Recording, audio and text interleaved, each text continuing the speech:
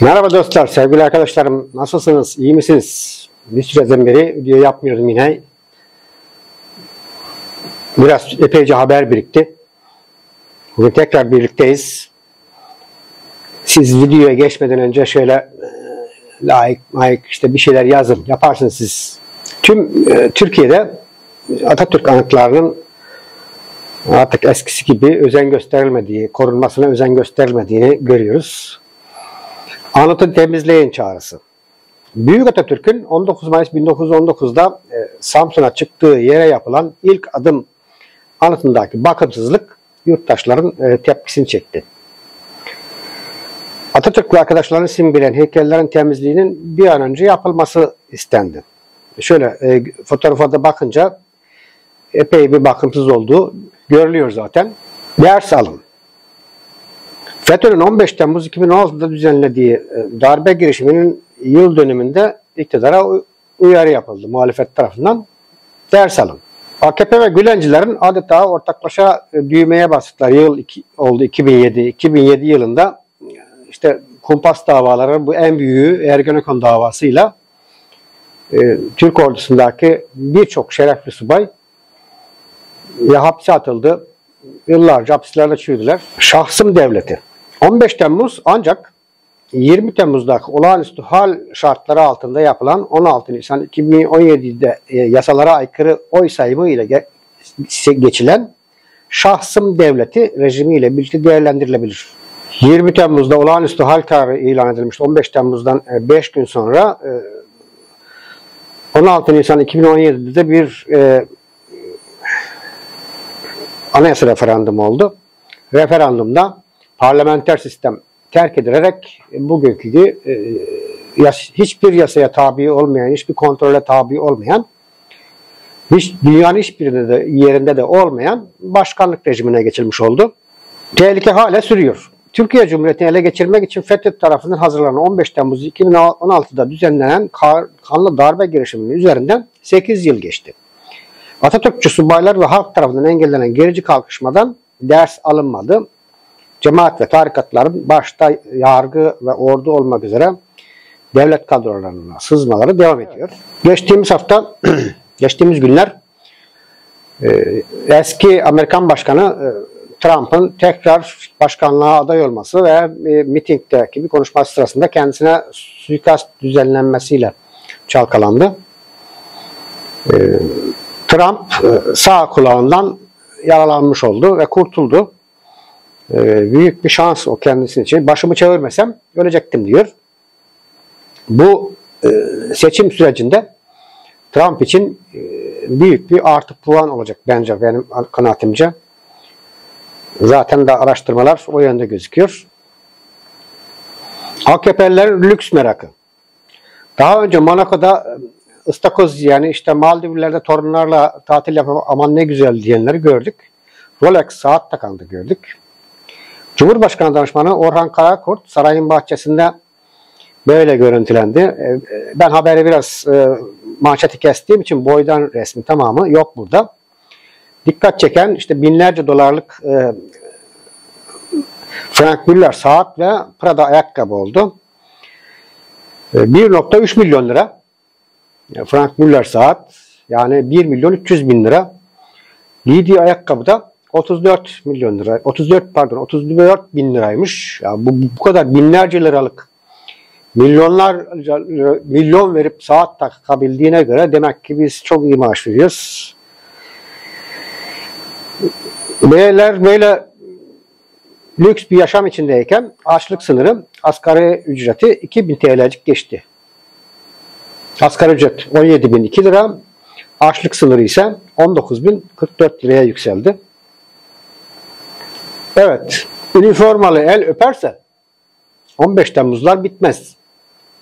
Eğer devletin resmi görevlisi herhangi bir sivil kişinin önünde eğiliyorsa o devlet görevini layıkıyla, yasalara uygun bir şekilde yapamaz. Bu kesin ve net. Şöyle bir resim var. Bu resimde Devlet Bahçeli'nin sağında ve solunda olan kişiler ÖSO komutanlarıymış. Sağında olan kişi Muhammed El Cesim. Ayrıca bu kişiler bir de Devlet Bahçeli'nin kankası Alaaddin Çakıcı'yı da ziyaret ediyor. Önlerinde bir de masada büyüyecek bir kama var. Bu subliminal bir mesaj. Sanki işte biz güç sembolü gibi. Bu konuda gazeteci Fatih Ergin Ebu Gamşe'yi tanıtıyor. TC vatandaşı yapılan asıl adı Muhammed El Cesim olan Ebu Gamşe görselde Bahçeli'nin solundaki kişi. Reyhanlı'da gayrimenkulleri varmış. Bir hafta önce Mersin Mezitli'den 61 milyona 2 yazlık almış. Sentetik ve uyuşturucu kaptagon ticareti, adam kaçırma ve insan ticaretinde isminin çok geçmesine rağmen kendisine hiç dokunulmuyor.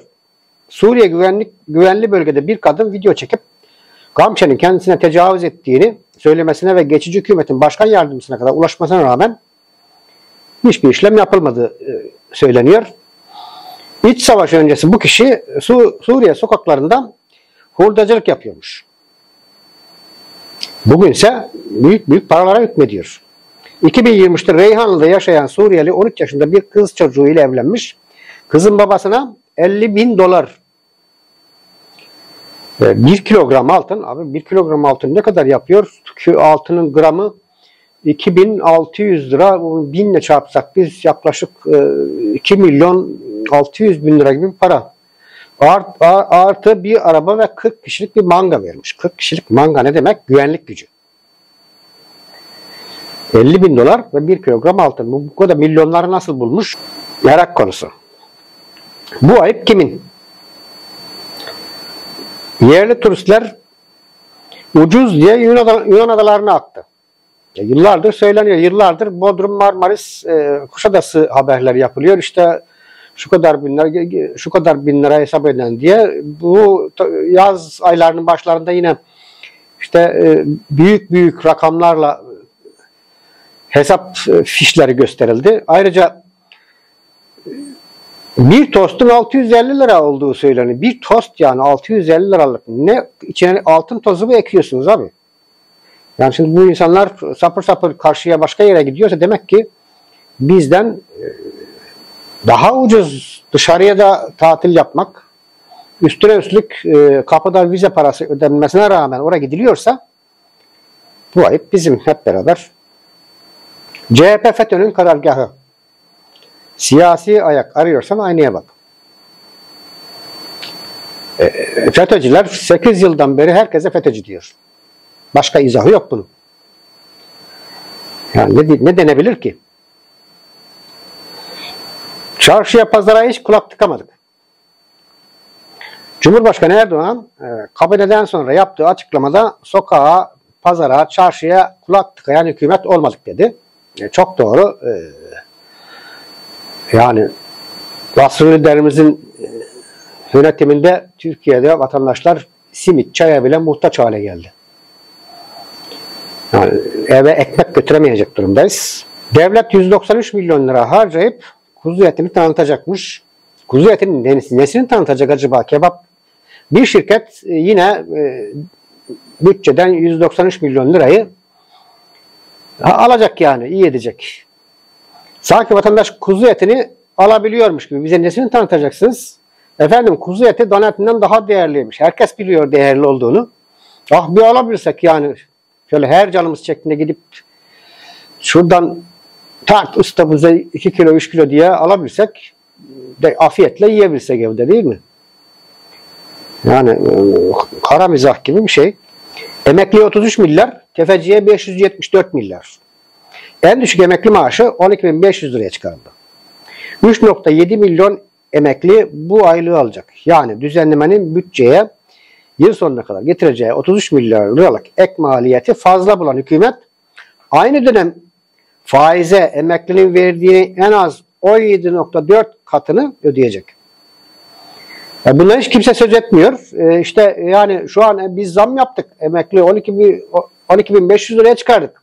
2.500 lira zam yaptık. Bir anda bunun devlete yükü 33 milyar lira diye şikayet ediyorlar ama bu tefecilere faiz ödemelerine işte garantili ödemeler ve kur korumalı mevduat hesaplarına verilecek olan 574 milyar lira paradan kimse ses etmiyor. Yani emekçiye verilen her zaman vitrinde tutuluyor ki o büyütülüyor, yani aman çok verdik size diye. Millete kaşıkla verip kepçeyle alıyorlar. Bir avuç emekliye verdikleri zammı 85 milyonlarını çıkaracaklar. İktidar emekliye verdiği sadaka gibi bağış zammını 53 maddelik vergi paketine bağladı. Maaş zammının vergi paketinin içinde değerlendiriliyor olması, bak işte biz bu zammı yapıyoruz ama sizin vergi vermeniz lazım. Yani daha fazla vergi alınabilmesinin şartını maaş zammına bağlamış oluyorlar ama bu garantici şirketlere hemen bir gecede onların ödeyeceği vergiler affediliveriyor. Bu tasarruf içerisinde de yine bu şirketlerden getirilen vergi affı var. Yani onlardan alacağı vergiyi vazgeçmiş oluyor devlet. Bu da emekçilerin daha fazla vergi ödeyeceği anlamına geliyor. Bu emekliye yapılan bu zamlar ay sonuna kadar yeni maaşa yetişmeyecek mutlaka. Ağustos ayı içerisinde ödeneceği söyleniyor. Enflasyonun ateşi düşmeye başlamış. Enflasyonun ateşinin düşmeye başladı. Yani çarşıya, pazara çıktığımızda alışveriş yaparken bir önceki aydan daha ucuz bir şey alabiliyor muyuz? Alabilen var mı yani? Bunu hisseden var mı? Enflasyon düşüşü sadece TÜİK'in makyajlı rakamlarıyla düşecek tabii ki. Öyle görünüyor. Düştü diyecekler. Her ay biraz daha düşük gösterip yıl sonunda herhalde hedef gösterdikleri noktaya kadar indirmiş olacaklar. Ama hayat pahalılığında alım gücünün erimesi devam edecek. İkinci badeci hoca vakası. Bursa'da Ticani tarikatının şeyhi olduğu öne sürülen, bu kişi daha önce polis olduğu söyleniyor. Polislikten istifa ediyor. Bir tarikat kuruyor. Ticani tarikatının şeyhi olduğu öne sürülen Şahin Uçar, kadın müritlere badeleme ve tabii olma adını verdiği yöntemlerle taciz ettiği öne sürüldü. Emekli matematik öğretmeni, yani bir öğretmenin de böyle bu tarikat yurtlarına gitmesini ben yani uygun bulmuyorum. Yani öğretmen toplumun önündeki kişi olmalı diye düşünüyorum. Yani yanlış mı düşünüyorum? Emekli matematik öğretmeni suç duyurusunda Uçar bana seninle beraber olacağız. Hakikatin sırlarına vakıf olacaksın dedi. Vitamin vereceğim demiş. İstanbul'un suyuna zehir. Kuraklık tehlikesi altındaki İstanbul'un suyunun yarısını karşılayan Ömerli Barajı'nın su havzası kenarına sanayi tesisi kuruluyor. Biyoteknoloji Organize Sanayi Bölgesi kurulmasına karar verilmiş hükümet. Yani su havzalarının bölgesindeki herhangi bir yapılaşma suları hem kirletecek, hem o kaynağı kirletecek, hem de zaman içerisinde yok olmasına neden olacaktır. İnşallah bunu yanlıştan dönerler diye umut ediyoruz. İşte mama lobisi. Mama lobisi varmış. Sokak hayvanlarıyla ilgili tasarım meclise sunulurken MASAK'ın ilgili bakanlıklara gönderdiği rapor sokak köpeği sorununu büyüten mama lobisini deşifre ediyor. Bu hükümet yanlısı bir gazete Yeni Şafak'tan alınmış manşet. Şimdi bu şekilde gerçekten bir söylendiği gibi bir usulsüzlük varsa mevcut yasalarla bunun önüne geçebilmek mümkün. Ayrıca sokak hayvanlarını rehabilite etmek de devletin görevi aslında yani. Bu sorumluluğu yerine getirmeyip suçu bir başkasına atıp binlerce canı, milyonlarca canı öldürmek için yasa çıkarmak, ölüm fermanı çıkarmayın yani güzellemesi yapılıyor bence. Bu da kabul edilemez bir şey. Laik ve bilimsel eğitim çöktü. AKP'nin din odaklı politikası YKS sonuçlarına yansıdı. Gerçekten işler acısı. 3 milyon öğrencinin girdiği yükseköğretim kurumları sınavında 40 matematik sorusundan 5.5, yani 6 soru bile değil, bir öğrenci ortalama 5 soru cevaplamış. Fizikte 2 soru cevaplamış. 2.2, biyolojide 2.3, kimyada 1.4. Yani pozitif bilimler çökmüş. Biz neden dünyadaki ilk 100 üniversitenin içerisinde bizim üniversitemiz yok deniyor? Bu net belli yani. Ayrıca Türkiye'nin gözde üniversitelerinden işte yaklaşık 1-2 yıl mı oldu? Tam şu an yanlış olmasın. Boğaziçi Üniversitesi'nde bir rektör krizi var. Sürüp gidiyor öyle. Bırakın üniversiteler serbest bırakın. Yani. Okullar artıyor ama öğrenci azalıyor.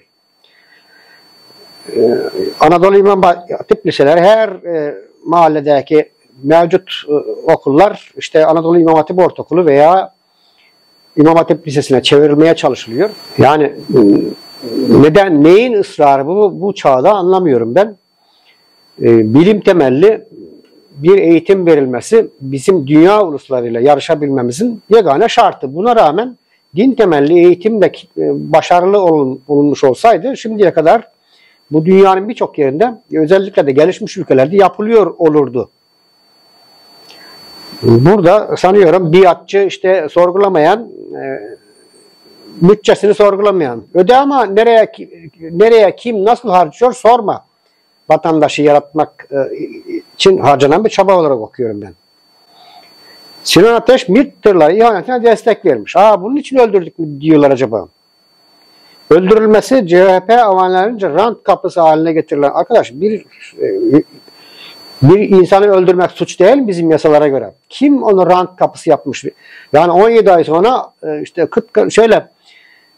eksik iddianameyle dava açılabildi.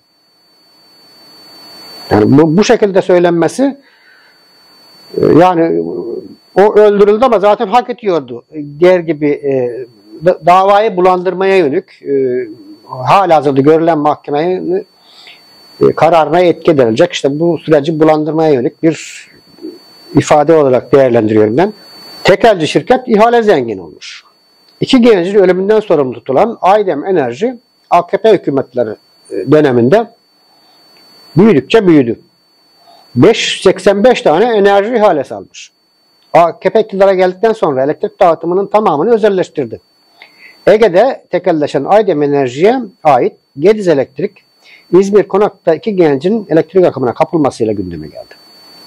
Burada ısrarla suçu oradaki belediyeye atmak eğilimini izledik. Yani elektrik dağıtımından belediye sorumlu değil. Herkes biliyor. Tiyatro diyenleri asla affetmeyeceğiz. Cumhurbaşkanı Erdoğan 15 Temmuz'un yıl döneminde İstanbul ve Ankara'daki anma törenlerinde katıldı. 15 Temmuz'da tiyatro diyenleri kıyamete kadar affetmeyeceğiz. O zaman yani 15 Temmuz araştırılsın şeklinde verilen muhalefetin vermiş olduğu araştırma önergelerini neden reddettiniz? Neden yani? Türkeş Gezi tutuklusu Kavala'yı ziyaret edecek. Bu açıklamadan sonra ortalık karışacak. AKP Ankara Milletvekili Tuğrul Türkeş'in Osman Kavala'yı ziyaret edeceğini açıklaması gündeme bomba gibi düştü. Tuğrul Türkeş Avrupa Parlamentosu'nda Türkiye'yi temsil eden kişi. Evet, bu manşetimiz son manşetimizdi. Bugünkü basın turumuzu, haftalık basın turumuzu diyelim, tamamlamış olduk.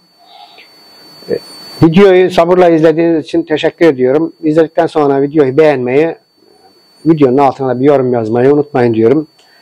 Teşekkür ediyorum. Görüşmek üzere.